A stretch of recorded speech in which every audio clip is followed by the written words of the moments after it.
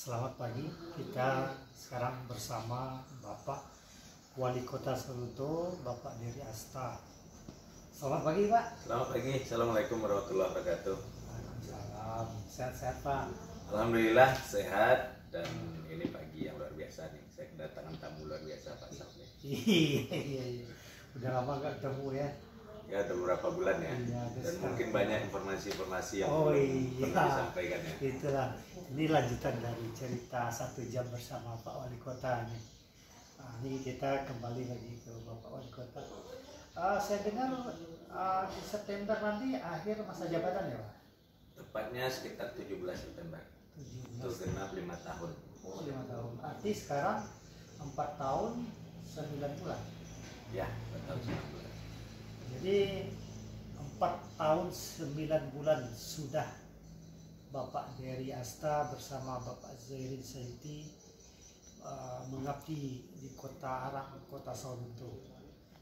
Selama itu tentu banyak yang telah beliau perbuat. Waktu itu kita kupas bersama Bapak Dery Asta yang juga politisi dari Partai Amanat Nasional. Ya Pak, selama Bapak menjabat apa saja yang telah Bapak lakukan itu Pak? Jadi artinya kita bekerja tentu sesuai program, sesuai visi misi. Kita waktu kampanye dulu ada program janji-janji kampanye, dan itu tentu harus kita terjemahkan ke dalam bentuk visi misi. Dan visi misi ini kita turunkan ke dalam RPJMD, dan ini menjadi role atau langkah kita untuk membangun selama 5 tahun. Ada 9 misi. Yang pertama di bidang agama dan budaya. Bagaimana kita menjadikan Solo sebagai gudang hafiz Al-Quran, dan alhamdulillah berjalan dengan baik. Sekarang ada 52 rumah tahfiz binaan pemerintah Kota Solo, kemudian rumah tahfiz sekolah-sekolah, kemudian juga ada rumah tahfiz milik sekolah pribadi dan yayasan. Dan ini menjadi semangat kita. Artinya program menjadikan Solo sebagai gudang hafiz Al-Quran lebih cepat daripada yang kita rencanakan. Kemudian pemberdayaan ada, itu program yang pertama. Program yang kedua di bidang pendidikan, bagaimana anak-anak Solo itu sampai ke jenjang pendidikan yang paling tinggi, itu dengan memberikan dukungan support dari pemerintah. Memang pendidikan yang baik itu akan mencerdaskan anak-anak kita menghadapi era globalisasi, tapi pendidikan itu juga tidak berbiaya murah. Oleh sebab itu ada dukungan dari pemerintah. Kita di Solo ini, setiap anak Solo ini yang mau masuk SD, mau masuk SMP, semuanya kita beri baju seragam. Gratis ya? Gratis, Waduh, enak ya. gratis. Jadi kalau sekolah tidak bayar, dan itu dibutuhkan untuk awal masuk sekolah itu kan biaya perlengkapan. Biaya perlengkapan itu paling besar seragam, maka itu kita berikan. Dan kalau ada anak Solo yang masuk perguruan tinggi terakreditasi A dan B, itu kita berikan reward uang masuk. Dan kalau nanti sudah kuliah, setiap semester kalau IPK-nya di atas 3,1, kita berikan reward per semester. Iya. Nah, dan ini ya menambah tingkat capaian pendidikan kita. Yang pertama, mutu pendidikan kita meningkat dari 10 terbawah di Sumatera Barat, sekarang kita sudah masuk 5 besar. Kemudian angka rata-rata lama sekolah kita sudah jauh meningkat, 3 tahun terakhir ini meningkat. Nah, itu di bidang pendidikan. Kemudian di bidang kesehatan, kita Kota Solo sudah UHC Pak, Universal Health Coverage. Health Coverage itu jaminan kesehatan. Sudah 99,6% warga Solo ini yang dibayarkan atau dijamin kesehatannya oleh BPJS. Luar biasa sudah. Dan waktu kami masuk dulu 2018 hanya 48%. Kenapa sekarang naik luar biasa? Karena preminya bagi yang belum punya BPJS, preminya kita bayarkan melalui APBD. Dan itu anggarannya cukup banyak. Tapi kita bicara bukan banyak sedikit, karena anggaran itu anggaran berbasis masyarakat, itu peruntukannya untuk masyarakat. Dan kemudian bulan lalu kita sudah launching juga Solo sebagai kota yang ULC, Universal Labor Coverage. Jadi punya jaminan ketenaga kerjaan. Sudah 75%. Ini satu-satunya kabupaten kota yang pertama di daerah wilayah Sumbar, Riau, dan Kepri sebagai daerah yang ULC, Universal Labor Coverage. Karena memang menjamin masyarakat kita. Kemudian di bidang ekonomi kerakyatan kita memang aktif memberikan bantuan-bantuan ya. Kita Kota Sawalunto sebagai daerah pertanian, kita memberikan bibit untuk petani kita. Sebagai daerah peternakan kita memberikan ternak. Sebagai daerah UMKM, bagi yang ingin bertenun kita berikan alat pelantai, kita berikan bantuan tenun. Kemudian kita promosikan songketnya dengan Siska. Kemudian banyak program-program lain yang kita buat.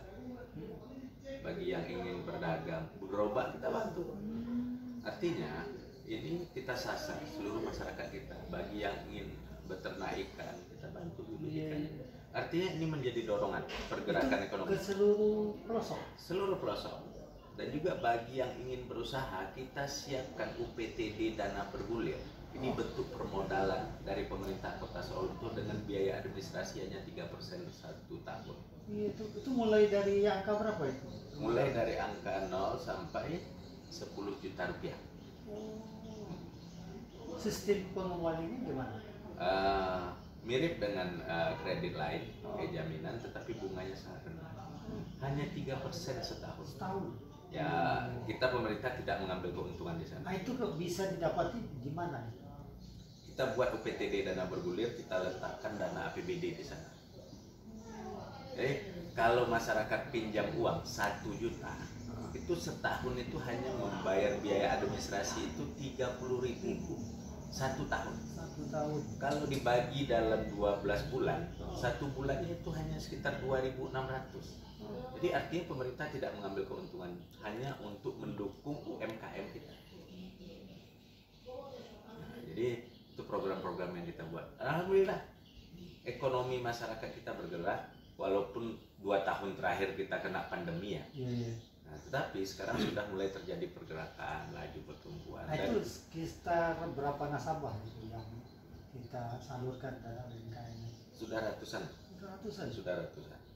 Dan alhamdulillah dengan program tersebut tercatat sekarang Sawalunto ini sebagai daerah dengan jumlah penduduk miskin terkecil se-Indonesia.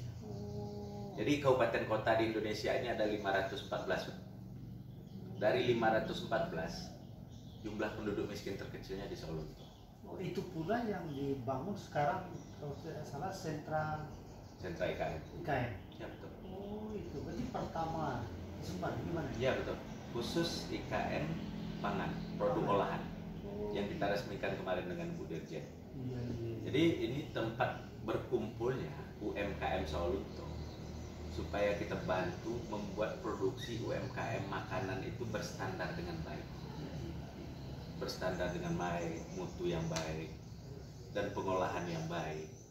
Karena memang tidak seluruh UMKM kita itu punya pengolahan yang berstandar. Dan kita ingin UMKM kita itu berkompetisi secara nasional. Dan kalau masuk sentra IKN, apapun yang dibuat dengan teknologi yang sangat canggih, tahannya sangat lama, Pak. Bapak pernah makan rendang? Iya. Berapa lama tahan rendang itu? Iya. Paling seminggu, 2 minggu, 1 bulan. Tapi kalau sudah diolah di sentra IKN, lebih dari 1 tahun. Iya. Gulai Cubada, gulai Pak, ya? Dijamin tahan lebih dari 2 tahun. Itu gimana tuh olahannya? Pengolahannya di sistem Rito, jadi dengan teknologi yang canggih tanpa bahan pengawet. Tanpa bahan pengawetnya. Iya betul. Nanti udah ada testimoninya. Sudah, dan kemarin kita resmikan dan sudah ada beberapa produk yang sudah dibuat. Itu di mana itu bisa dijumpai itu? Itu di sentra IKM Kota Sawalunto. Dan sekarang kita sudah mulai menjual dan kita bantu UMKM kita itu untuk memproduksi berstandar dengan baik, packaging bagus, dan juga sudah bisa berjualan melalui online. Nah, karena memang teknologi sekarang kan online itu sangat penting, Pak. Nah, penting. Itu ada tentang agama, kesehatan, ekonomi. Setelah itu kan kata Pak Wali kan ada 9. Ya. Nah, yang namanya apa aja? Kemudian di bidang pembangunan infrastruktur kita lebih banyak pada peningkatan rumah. Waktu kita masuk dulu ada sekitar 2.500 warga Sawalunto, saudara-saudara kita yang tinggal di rumah tidak layak huni. Dan dalam waktu 4,5 tahun kita sudah lakukan intervensi perbaikan rehab terhadap 1.500 rumah. Udah layak berarti. Sudah layak. Cuma tinggal 1.000 lagi. Itu anggarannya itu di mana itu? Dari APBD, dari APBN. BBN. Jadi sinergi Sinergi bersama-sama, kolaborasi ya. kolaborasi. Iya. Saya target sebenarnya harus selesai 2.500 kemarin, cuma karena pandemi ya memang terkendala kita 2 Berarti tahun. ada 1.000 lagi. Ada 1.000 lagi. Kalau 1.000 ini kapan rencananya? Kalau mengingat masa jabatan kita memang tidak akan selesai seluruhnya. Iya. Tidak akan selesai seluruhnya. Tahun ini kita masih akan garap sekitar 100 rumah. 100, berarti ada 900. Ya, betul. Jadi karena tersisa 900 lagi, ya itu upaya Pak Dery Asta untuk melanjutkan di 2024, Insya Allah. Nah, setelah itu apa lagi Pak? Smart City. Smart City. Smart City termasuk jaringan internet. Ya, Kita sudah terinterkoneksi seluruh OPD. seluruh. Ya. Berarti tinggal pencet aja Pak Wali dari ruangan ini ya. Teknologi itu kan memudahkan Pak. Ya. Tanda tangan Iya. wali kota Ah, itu nggak perlu lagi hanya dengan hard copy Pak. iya. Saya di Silungkang, saya bisa tanda tangan dengan handphone Pak. Iya, di mana aja. Sudah bisa tanda tangan. Iya. Dan itu sudah sampai ke tingkat desa dan kelurahan. Oh iya. Jadi Pak Desa di lapangan ada masyarakat minta surat, kalau komunikasi jaringannya tersedia bisa tanda tangan. Tidak menghambat. Ya, tidak mau. Tidak menghambat karena kita berpikiran pejabat daerah itu tidak harus melulu di kantor. Iya, iya. Tapi memang kalau kita keluar kantor administrasi kita terbengkalai. Ah, Tapi dengan teknologi ini membuat tidak terbengkalai. iya, iya, di mana saja bisa ya. Nah, pelayanan publik Pak. Ah, iya. Pelayanan publik kita buat yang di Marokalaban mall pelayanan Ya publik. mau. Ini dalam rangka memudahkan pelayanan administrasi dan perizinan di Kota Solo dalam satu atap. Ah, Dalam satu atap. Bayangkan, umpamanya kita masyarakat ingin umpamanya apa namanya kartu atau identitas perkawinannya terjadi kesalahan, harus diperbaiki. Pergi ke pengadilan agama. Setelah itu dilihat datanya salah, data administrasi kependudukan. Pergi lagi ke Capil. Dan itu balik lagi ke kecamatan desa. bolak-balik gitu ya. Bolak-balik. Ah. Satu urusan saja, balik bolak-balik luar biasa. Iya. Perizinan. Masyarakat membuat UMKM, mengurus perizinan. Pergi ke Perindak, pergi ke sini ke sana. Sekarang kita buat satu titik satu atap Satu pintu. di Mall Pelayanan Publik Marokalaban. Iya. Apa saja ada di sana. Saya Ada dengar 26 gerai. Ada paspor juga ya, urus paspor. Betul. Wah, Mulai dari instansi vertikal dan instansi yang ada di pemerintah Kota Solo. Ah. Jadi perwakilan OPD ada di sana. Hmm. Perwakilan Capil, perwakilan perizinan satu pintu, PDAM, kemudian instansi vertikal, perwakilan kepolisian, buat surat keterangan, catatan kepolisian bisa di sana. Perwakilan dari kejaksaan, perwakilan dari Kementerian Agama, perwakilan dari Pengadilan Agama, perwakilan dari imigrasi, Pak. Iya. Lengkap ya. Lengkap. Jadi dulu kalau kita pergi haji, pergi umroh, buat paspornya kalau tidak ke Padang Bukit Tinggi, Pak. Sekarang sudah bisa di Solo. Jadi dengan kehadiran mall pelayanan publik itu apa yang didapati oleh pemerintah daerah di situ? Apakah dapat PAD-nya atau gimana? Kita PAD pasti dapat ya, tetapi kita tidak memprioritaskan PAD. Kita memprioritaskan pelayanan publik. Pelayanan publik supaya masyarakat itu gampang berurusan. Administrasi kependudukan bisa dibuat, perizinan lebih gampang karena ini kan poin penting, termasuk investasi, Pak. Investasi silakan datang berinvestasi ke Solo, silakan urus perizinannya di mall pelayanan publik. Tidak perlu birokrasi harus ketemu kepala daerah untuk investasi, nggak perlu, Pak. Nggak perlu. Semua sudah kita limpahkan di sana. Dan alhamdulillah kita dapat penghargaan, Pak, dari Menpan RB. Nah, karena kita mempermudah, ini kan mempermudah masyarakat kita berinvestasi, mengurus administrasi perizinan. Artinya duluan Payakumbuh ya. Payakumbuh kita yang keempat. Yang keempat.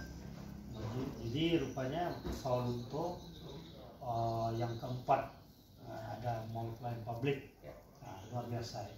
Setelah itu apa lagi Pak? Oh, pelaporan pemerintahan yang akuntabel. Alhamdulillah ini ditunjukkan ya. Kita sudah 7 kali WTP. Laporan keuangan kita Berturut-turut ya. Berturut-turut. Kaum marginal ada juga Pak. Ada program kita terhadap kaum marginal, disabilitas, anak, perempuan, itu kita beri hak yang sama. Dan alhamdulillah kita dapat penghargaan sebagai kota layak anak. Juga ada di Pura ya. Adipura ini kota bersih Pak. Kota bersih. Nah ini hat trick nih Pak, ini 3 kali kita Udah berturut-turut. 3 kali. Boleh Bapak pegang Pak? Ini Ini saudara. bukti Nah, bahwa kita kota Sawalunto sebagai kota yang bersih dan lingkungannya yang bagus. iya. Bukan hanya bersih, Nah, tapi penataan lingkungannya juga bagus. udah 3 kali. Dan kita 3 kali dapat berturut-turut yang piala. Ya, Dan ini bukan sekedar penghargaan Pak. Dengan kita mendapat Adipura ini kita juga dapat DAK tambahan Pak. Jadi pemerintah pusat luar itu biasa. sekarang bukan hanya sekedar memberi penghargaan, dia melihat prestasi daerah. Kalau dia punya prestasi, dia beri anggaran tambahan. Kenapa itu Pak? Kita dapat anggaran 1 Adipura, kita dapat 4 miliar. Woi, 1 Adipura dapat penghargaan reward dari 4 miliar. 4 miliar Ya. dari Kementerian KLHK, KLHK. Lingkungan Hidup dan Kehutanan. Luar biasa. Karena ini diberikan langsung oleh Bu Menteri. Bayang aja 3 kali 4 orang 12 miliar udah di kantong. Karena membangun daerah itu, kalau uang DAU itu kan dari pusat itu standar ya, jumlahnya tidak begitu banyak. Kalau ingin lebih, carilah prestasi. Nah, kalau yang gua tuh piala apa tuh? Nah ini kota layak anak, Oh. ini satu lagi Parahita Eka Paraya. Jadi termasuk kota yang memang prioritas kaum marginal, anak, perempuan, disabilitas, ini semua kita beri prioritas. Maka kita dapat penghargaan seperti ini. Dan ini sudah 3 tahun juga berturut-turut. Oke, selain itu apa lagi yang telah dilakukan Pak Wahyu? Ada beberapa poin. Ah, iya. Kita bicara peningkatan pelayanan dan kesejahteraan masyarakat. Yang pertama, kita sudah punya mall pelayanan publik. Kami menghimbau kepada seluruh masyarakat untuk silakan manfaatkan.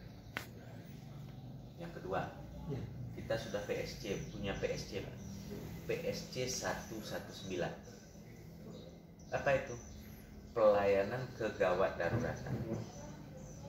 Masa pernah nonton film Amerika? Iya, iya. Kalau ada kecelakaan di Amerika, call 911. Iya, iya, iya. Ada nomor telepon yang Iya, dipampang, disampaikan kepada masyarakat. 119. iya. Kita juga sudah punya, Pak. Oh, iya. PSC 119. PSC 119. Pelayanan kegawat darurat. Kalau ini berandai-andai ya, kita tidak mengharapkan resiko ya. Saudara kita jatuh atau saudara kita sakit mendadak di rumah, tidak bisa bergerak, tidak bisa diapa-apakan lagi. Cukup telepon 119. Nanti petugas akan datang ke rumah dengan ambulan full spek dengan peralatan yang cukup. Itu 24 jam 24 jam. Line telepon. PSC 119. PSC 119 Public Service Center. Service Center gitu. Cuma dipakai untuk hal-hal yang gawat darurat ya. Nanti kan masyarakat kita ada juga main-mainnya sakit kepala, telepon 119, bukan itu. Sakit biasa itu administrasinya seperti biasa, kita ke puskesmas dan lain-lain.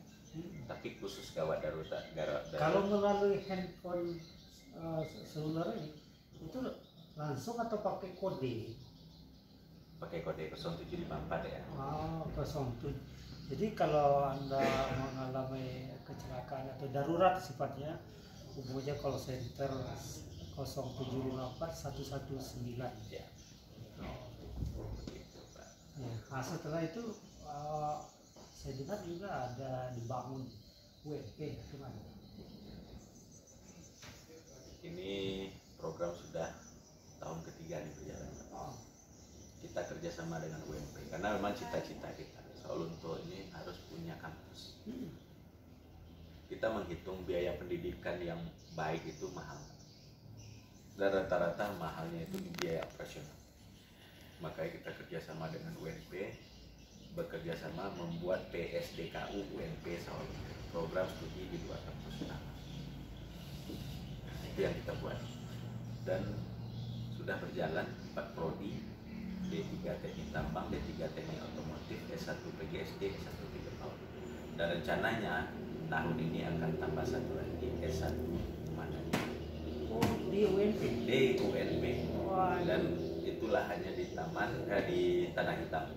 Kita sudah hibahkan sebanyak 5 hektar. 5 hektar. Dan tahun ini menjadi target dari UNP untuk membangun gedung. Nilainya sebanyak 35 miliar. Dan Kapan rencana itu mulai program pendidikannya? sudah 3 tahun, Pak. Oh, sudah 3 tahun. Sudah 3 tahun. Udah Karena ada- tahun pertama itu kita launching, kita belum punya gedung, kita manfaatkan SKB kita. Nah, ini tahun kedua juga sudah berjalan, sudah kuliah di Tanah Hitam. Tahun ketiga ini akan dilanjutkan di sana dengan gedung yang baru. Iya, iya, iya. Nah, dan patut kita catat, PSDKU UNP adalah kampus berstandar dengan baik. Jadi kuliah di Sawalunto ini biaya murah, standar juga baik. Bayangkanlah kalau anak Sawalunto kuliah ke Padang, kuliah ke Jakarta, berapa biaya yang harus dikeluarkan setiap bulan? Uang kos, belanja harian, itu di atas 1,5 juta sampai 2 juta per bulan. Iya, iya. Dan tidak seluruh orang tua mampu untuk itu. Makanya kita buat kampus di sini. Standarnya sama, Pak. UNP sekarang kan kampus terbesar di Sumatera. Jadi bukan kampus asal-asalan. Ini yang kita buat ini adalah kampus berstandar dengan baik, oleh sebab itu, dan memudahkan anak-anak Sawalunto. Dan sekarang dari mahasiswa kita 40% dari luar malah, Pak. Sawalunto, tapi it's okay, no problem. Iya, iya. Nah, artinya begini, dengan orang masuk ke Sawalunto itu jadi pergerakan ekonomi juga. Nah, bayangkanlah uang kos tadi, uang biaya lain-lainnya 1,5 juta, 2 juta, kan menjadi ekonomi juga. Jadi kuliahkan anak kita di PSDKU UNP, berbiaya murah, berstandar baik, Iya. nah, akreditasinya baik, bagus. Nah, setelah itu apa lagi, Pak? Terakhir kita resmikan kemarin sentra IKM tenun, sentra IKM makanan, dan juga kemarin itu kita juga peletakan batu pertama sentra IKM tenun nanti. Ini akan kita bangun di Sawalunto. Di bidang infrastruktur yang telah dilakukan apa saja selama 4 tahun? Infrastruktur kita ke rumah tidak layak, Ke rumah tidak layak. karena itu menurut kami lebih prioritas ya. Masalah jalan gimana? Jalan sampai hari ini sesuai tugas kewenangan kita masih berjalan dengan baik, karena jalan kita kan batasannya jalan kota, jalan kota. Tapi saya lihat itu ya, saya turun ke lapangan, jalan provinsi itu gimana? Itu gimana? Apakah ada komunikasi Pak Wali dengan pihak provinsi? Ada. Jadi kita setiap per 3 bulan kita lakukan review dan kita laporkan kondisi jalan provinsi yang ada di Kota Solo. Apa jawaban mereka? Dan akan menjadi prioritas. Dan alhamdulillah kan tiap tahun dibangun, walaupun memang tidak sesuai keinginan kita, tidak seluruhnya dibangun, tetapi tiap tahun dilakukan pembangunan. Oke. Dilakukan pembangunan. Artinya gini, mungkin ada pekerjaan yang masih terbengkalai oleh Pak Wali kan, yang kemungkinan kan bisa dilanjutkan di 2024. Itu apa aja yang masih terbengkalai?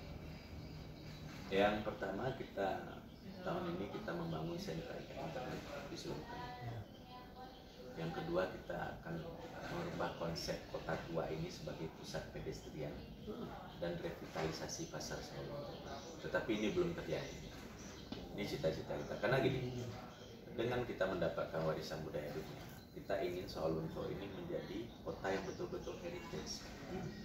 Kota yang betul-betul heritage, dan pemerintahan kita pindahkan ke kawasan Kandi sesuai dengan rencana tata ruang kita. Ini memang pusat wisata. Orang datang ke Sawalunto itu berwisata, pedestrian, jalan kaki, naik kereta api, masuk museum, basuro, semuanya hanya bisa dengan jalan kaki. Konsep kita seperti itu. Jadi prioritas Pak Wali ke depan, ya jika mungkin itu masih amanah diberi ke masyarakat, apa aja program ke depan? Itu revitalisasi kota tua, kan? revitalisasi kota tua. Revitalisasi kota tua. Itu kita lakukan. Oke, saudara, itulah wawancara eksklusif kita bersama Bapak Wali Kota Sawalunto, Bapak Heri Asta. Selama 4 tahun 9 bulan beliau telah mengabdi. Di September nanti mungkin pengabdian di tahun pertama telah berakhir. Dari catatan kita yang kita dengar tadi, sudah banyak yang telah dilakukan. Yang luar biasa itu masalah akidah tentang agama, termasuk pendidikan, kesehatan. Semoga hal ini bermanfaat bagi kita. Diharapkan kedepannya akan lebih berlanjut. Salam.